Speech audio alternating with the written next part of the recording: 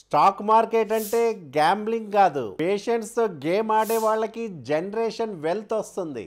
ఈ వీడియోలో I'm going to share 5 powerful stocks that I personally believe in for long term growth. ఇవి tips కావు, financial advice కూడా కాదు, just honest insights based on solid business fundamentals, clear growth potential and current market trends. So if you are really serious about building wealth over next 5 to 10 years, ఈ వీడియోని end వరకు చూడండి, miss అవ్వద్దు. ఈ వీడియోలో మన డిస్కషన్ ఉంటుంది 5 solid stocks మీద. నేను స్టాక్స్ ఏ విధంగా బిలీవ్ చేస్తానంటే, ఒక స్ట్రాంగ్ బిజినెస్ మోడల్ ఉండి, క్లియర్ గ్రోత్ పాత్ ఉండి, and most importantly long term లో వెల్త్ క్రియేట్ చేయగలిగే పొటెన్షియల్ ఉండడం. We also talk about fundamental analysis, ఎందుకంటే మనం లాంగ్ టర్మ్ హోల్డ్ చేయాలి కదా. ఇంకా మనం రీసెంట్ ఎర్నింగ్స్ పెర్ఫార్మెన్స్ కూడా క్విక్ గా డిస్కస్ చేద్దాం. So you will get a complete picture. Start చేసే ముందు please like this video and forward చేయండి మీ ఫ్రెండ్స్ అండ్ ఫ్యామిలీకి, especially if they are starting SIPs or mutual fund investing.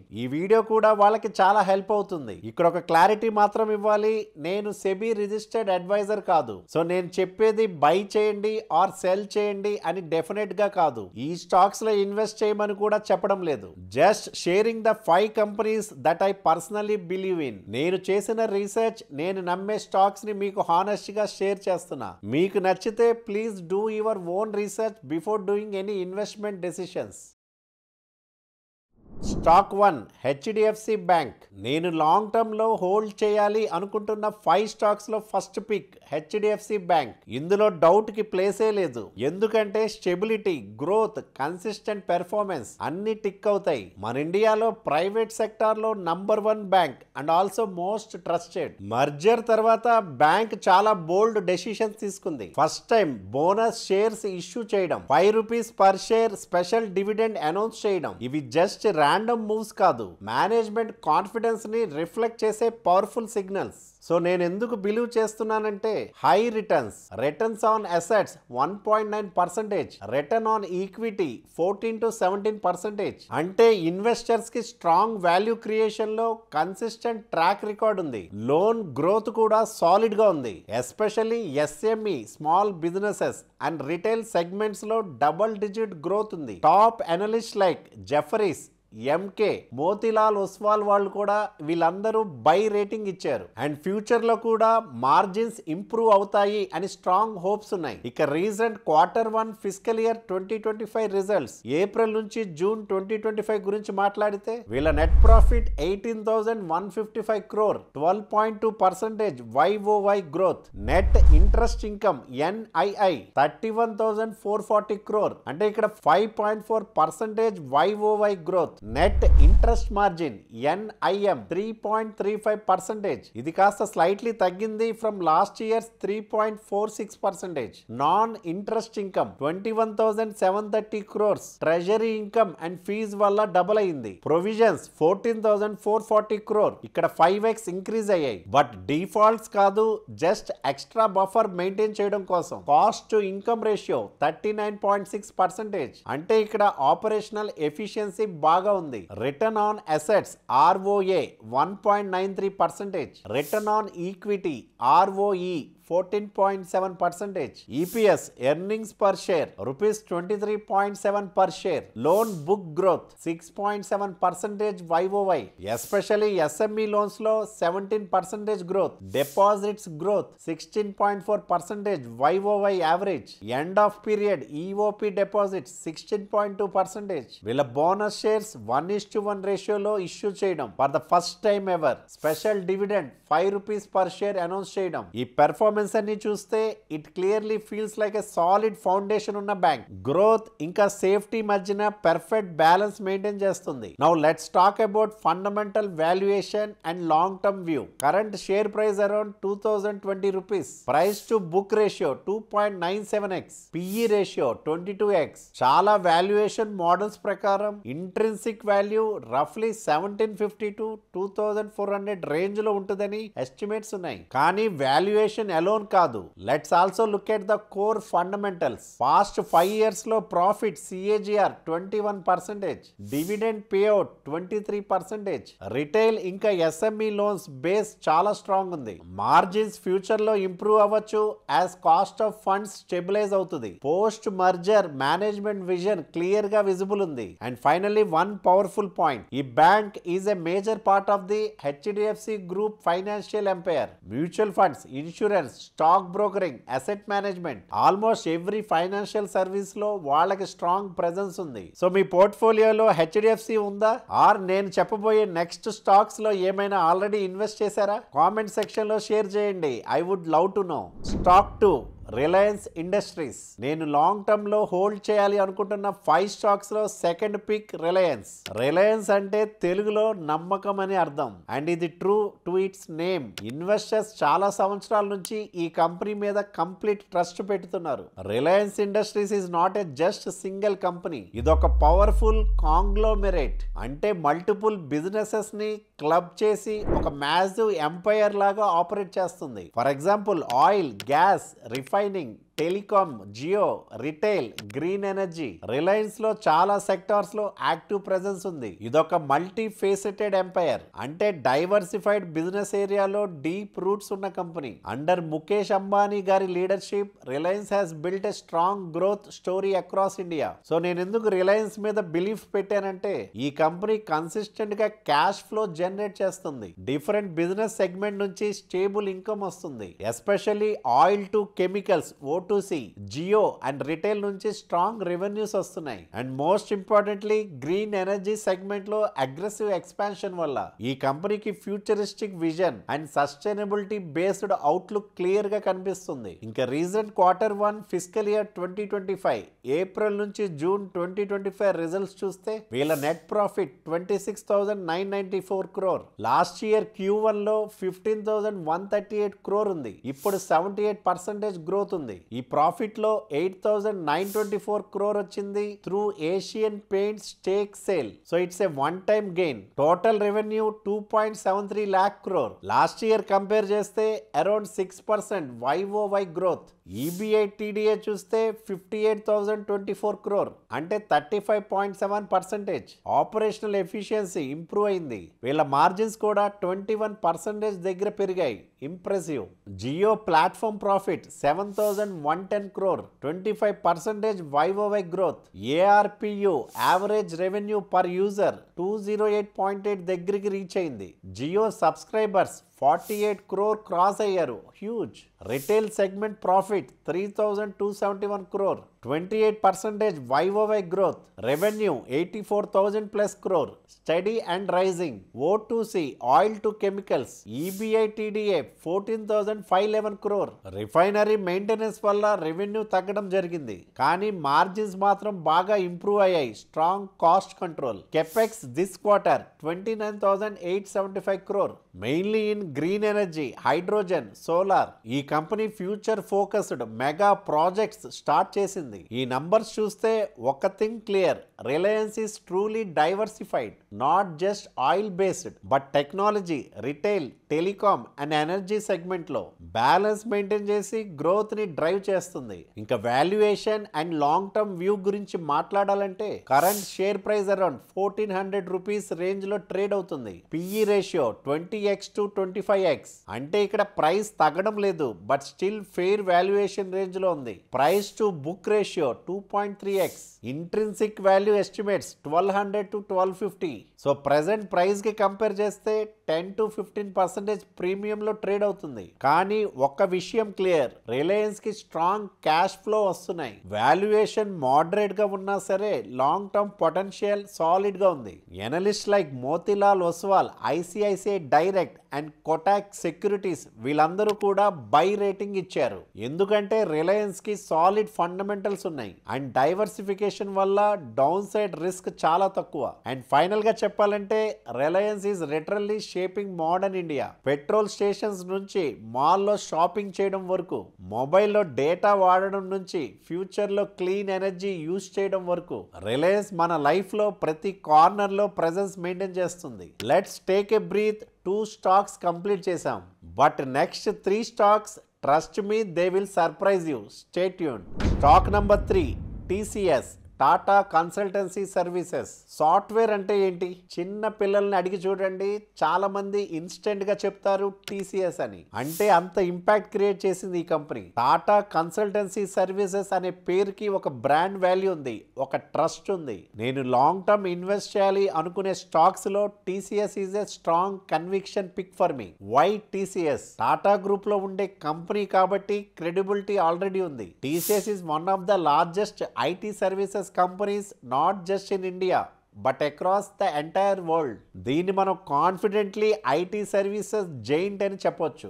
Banking, health care, retail, manufacturing, ప్రతి major sector కి TCS custom software and digital transformation solution ఇస్తుంది. So basically మన future digital direction లో వెళ్తున్నప్పుడు TCS is one of the key enablers behind the scenes. ఇంకా Q1 physical year 2025 financial results గురించి చూస్తే net profit PAT 12,760 crores, 6% YoY growth. Last year Q1 లో 12,040 crore. వీళ్ళ revenue 63,437 crore, up by 1.3% YoY. కానీ constant currency CC terms లో 3.1% drop అయింది. This shows global demand slow down effect. వీళ్ళ operation margin 24.5% from 24.2% last year. Net margin 20.1%. Solid profitability maintained. Cash flow from operations 12,804 crore equals 100.3% for net profit.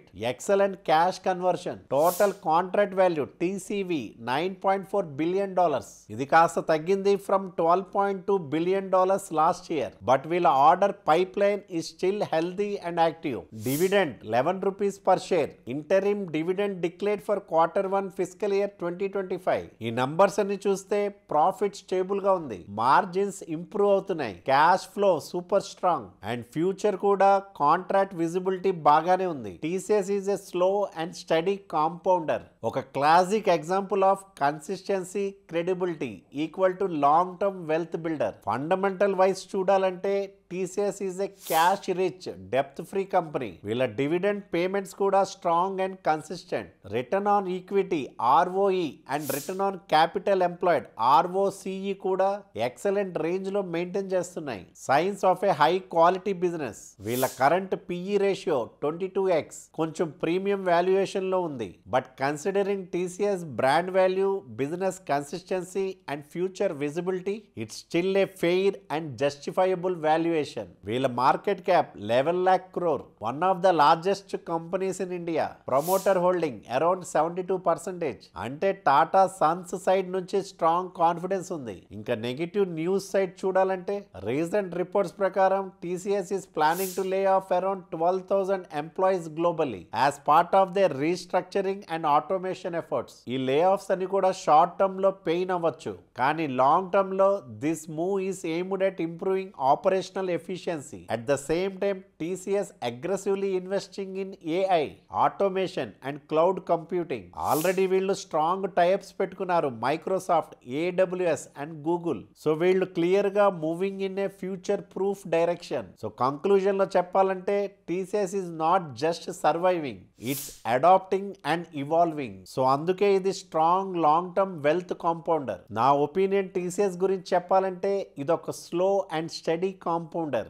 Risk takers కి aggressive returns ఇవ్వకపోవచ్చు, కానీ మీ wealth preserve చేయాలి, long term లో stable గా compound అవ్వాలి అనుకుంటే TCS is one of the best picks. నా పర్సనల్ స్ట్రాటజీ ఏంటంటే నేను ఎవ్రీ డిప్ లో TCS ని అక్యుములేట్ చేస్తాను. ఇండియన్ IT సెక్టార్ లో ఇండియాని రిప్రజెంట్ చేయగలిగే ఒక బ్రాండ్ ఉంది అంటే అది డెఫినెట్లీ TCS. ఇప్పటి వరకు మీకు ఈ వీడియో నచ్చితే లైక్ చేయండి. ఈ డేటా మీకు యూస్ఫుల్ అనిపిస్తే మీ ఫ్రెండ్స్ అండ్ ఫ్యామిలీతో కూడా షేర్ చేయండి. Let's spread financial clarity together. ఇప్పుడు మనం నెక్స్ట్ స్టాక్ లో వెళ్దాం. Stock number 4, Bharti Airtel. నాకు లాంగ్ టర్మ్ లో హోల్డ్ చేయాలి అనిపించిన 5 స్టాక్స్ లో 4th పిక్ భారతి ఎయిర్టెల్. ఈ కంపెనీని చూస్తే strong business model, high entry barrier and digital Bharat లో ఉంటున్న మ్యాసివ్ గ్రోత్ పొటెన్షియల్ మొత్తం కనిపిస్తుంది. భారతి ఎయిర్టెల్ అంటే జస్ట్ మొబైల్ నెట్వర్క్ కాదు, it's a digital infrastructure giant. ఇండియాలో second largest telecom operator and ఆఫ్రికాలో కూడా మ్యాసివ్ మార్కెట్ ప్రెజెన్స్ మెయింటైన్ చేస్తుంది. ఇక రీసెంట్ డెవలప్మెంట్స్ చూస్తే Airtel has almost completed 5G rollout pan India లెవెల్లో. Fibre broadband, data centres, digital payments, ప్రతి vertical లో అగ్రెసివ్ ఎక్స్పాన్షన్ జరుగుతుంది. నేను ఎయిర్టెల్ మీద ఎందుకు స్ట్రాంగ్ బిలీఫ్ పెట్టానంటే ఈ కంపెనీకి స్ట్రాంగ్ ఫైనాన్షియల్ డిసిప్లిన్ ఉంది. క్రిసిల్ రేటింగ్ రీసెంట్లీ అప్గ్రేడ్ అయ్యింది టు AAA స్టేబుల్, అంటే డెప్త్ కంట్రోల్లో ఉంది అండ్ ఫైనాన్షియల్స్ చాలా రోబస్ట్ గా ఉన్నాయి. ఇక Q1 physical year 2025 April to June 2025 results చూస్తే వీళ్ళ revenue 38,506 crore, 2.4% QOQ growth, consistent performance. EBITDA 19,746 crore, margins 53.7%, very strong operational efficiency. వీళ్ళ నెట్ ప్రాఫిట్ 4,160 crore, ఇక్కడ 158% YOY growth and 100% QOQ growth, అంటే phenomenal jump.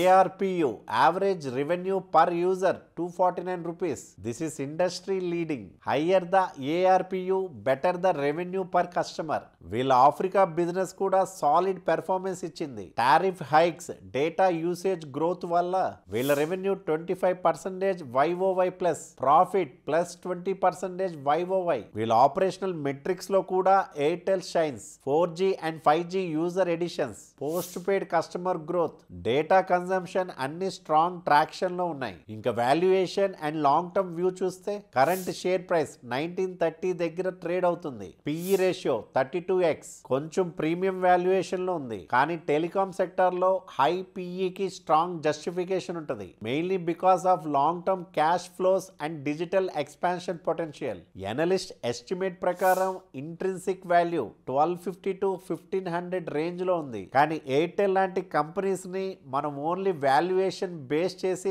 Judge చేయకూడదు. Instead business moat, cash generation capability and market share కి high priority ఇవ్వాలి. ఇండియాలో Airtel market share 40% దగ్గర reach అయింది. Very strong positioning in a high competition space. Digital verticals like Airtel business, Airtel payments bank ఇప్పుడు మంచి growth phase లో ఉన్నాయి. Future potential high. Finally ఇంకొక key point, Airtel is a capital heavy business but వాళ్ళ execution excellence, focus on premium customers and financial discipline వల్ల long term లో Airtel will evolve into India's digital infrastructure backbone. Growth, cash flow, industry leadership. Airtel is not just a telecom stock, it's a long term digital Bharat play.